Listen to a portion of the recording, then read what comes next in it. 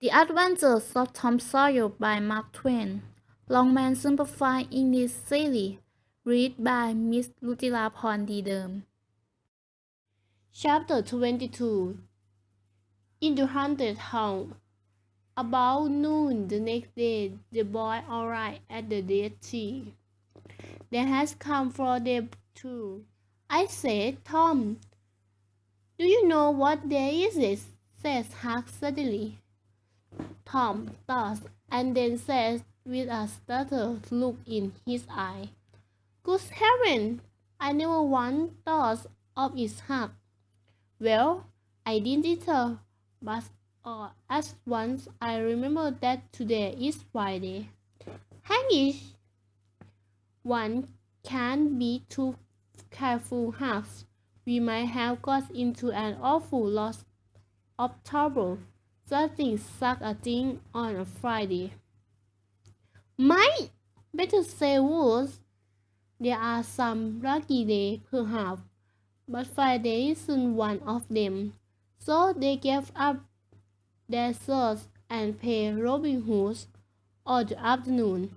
On Saturday, soon after midday, they were back at the Dead Sea again. They shouted day two and marched off.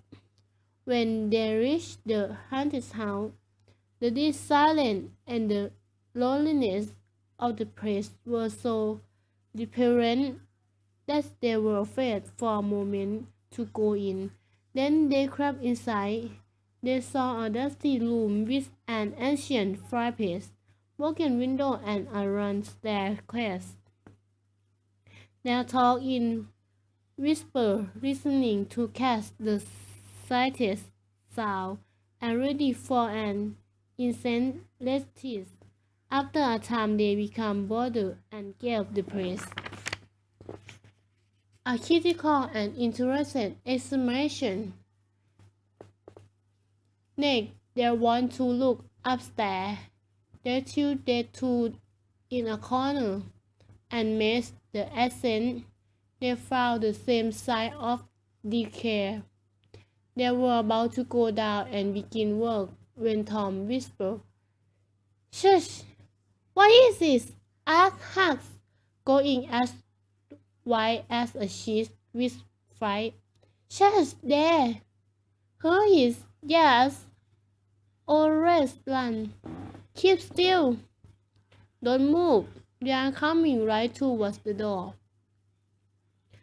The terrified boy stretched themselves upon the floor with their eyes two holes in the boards and lay waiting.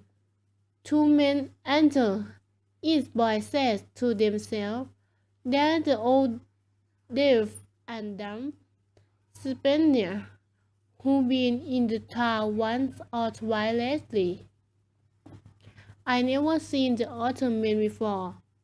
The other, who was talking in a low voice, was largest fellow with an unpleasant face.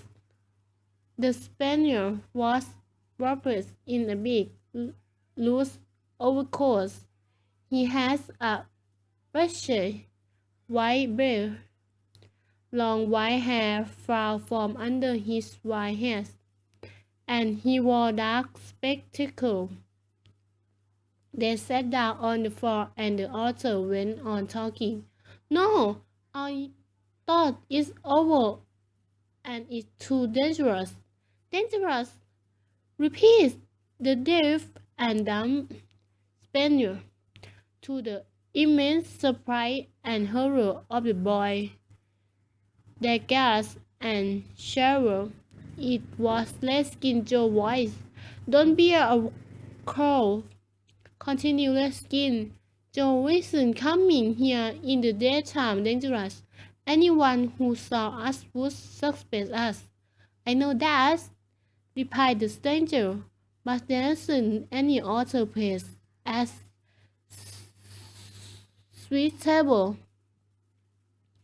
I want to leave this place. I want to yesterday." "But it wasn't."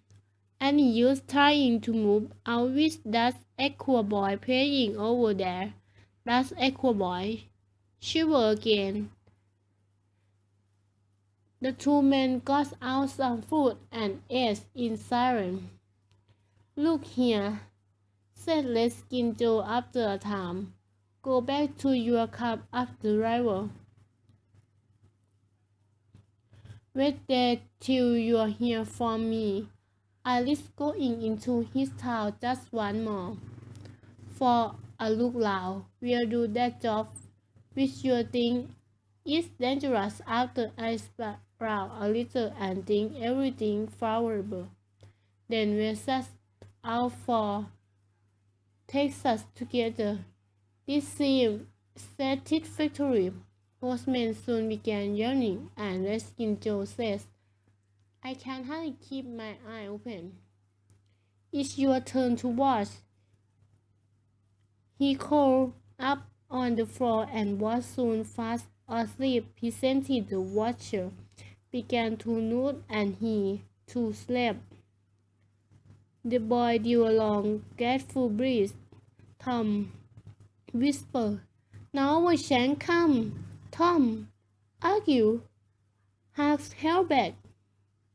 At last Tom rose softly, but the first step he took produced such a terrible crash from the lower floor that he sank down almost dead with fright. He did not make a second attempt. As the sun was setting, Redskin Joe sat up, sat round, and then startled his companion with his foot. You are a fine watchman, aren't you? It's all right, true. Nothing happened. Well, it's nearly time to be moving, partner, said Redskin Joe. What shall we do with that money we have got left? I don't know, says the stranger. Leave it here, as we're already done. It's no use talking it away till we start out. $650 in silver is a lot to carry. Yes, but it may be a long time before I get the right chance for that job. Accident may happen, and it isn't a very safe place. Its brewery is popular. Good idea, said Redskin Joe.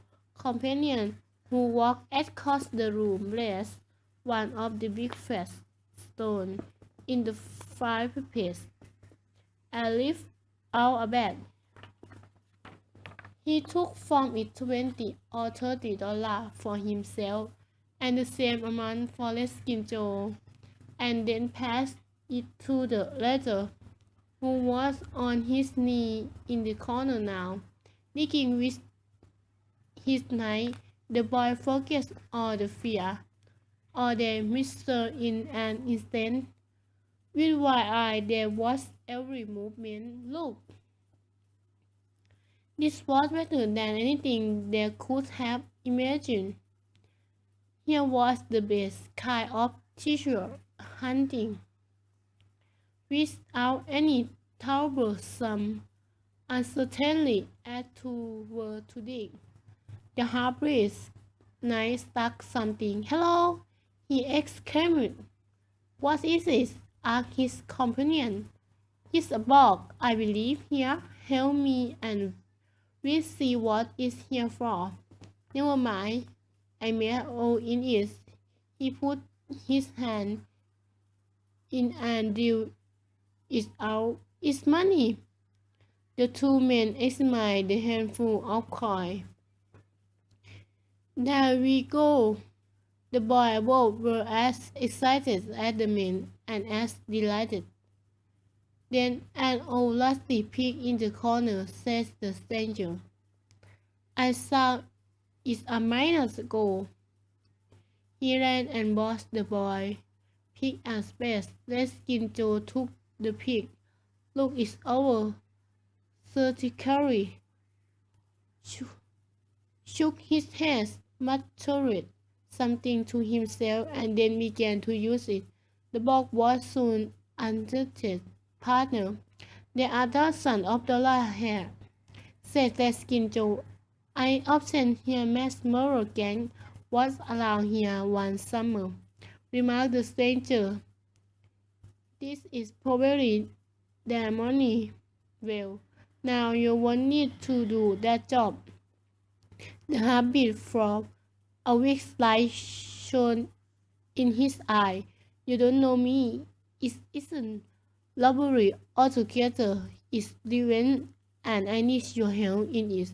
Alright, what shall we do with this worry again? Yes, the boy above will deride. No, no, deep disappointment above. I nearly forgotten. That pink hat fresh earth on it. The boy was sick with terror in a moment. Why are pig and a spade here?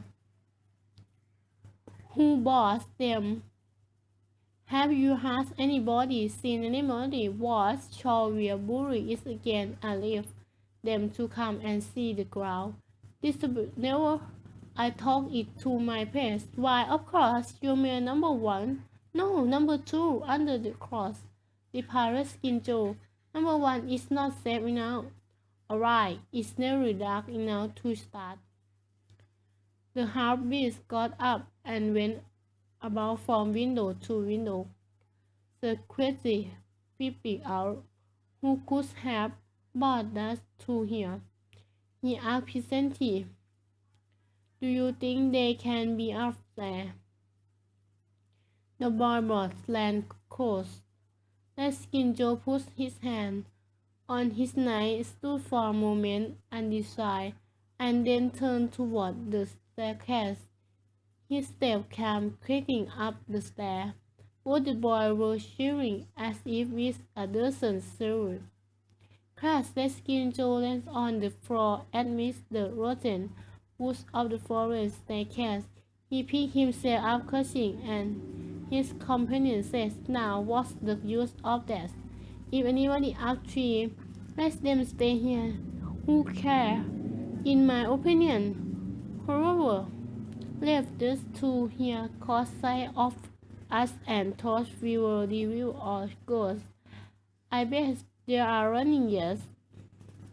The Skin Joe muttered for some time. Soon afterward, they slipped out of the house in the deepening twilight and moved toward the river with their precious box. Tom and Huck got up, with an immediately realized they had not the slightest desire to follow Skin Joe and the stranger. They were content to reach the ground without broken necks. They did not talk much on the way home. They were too busy hating themselves, and he made luck that made them talk the truth there. But for that, Skin Joe would never have suspected and would have left the silver and the gold. They determined to keep a lookout for that spaniel. Then he came to town, spouting out for a chance to do his liverful job and to follow him to number two, wherever that might be.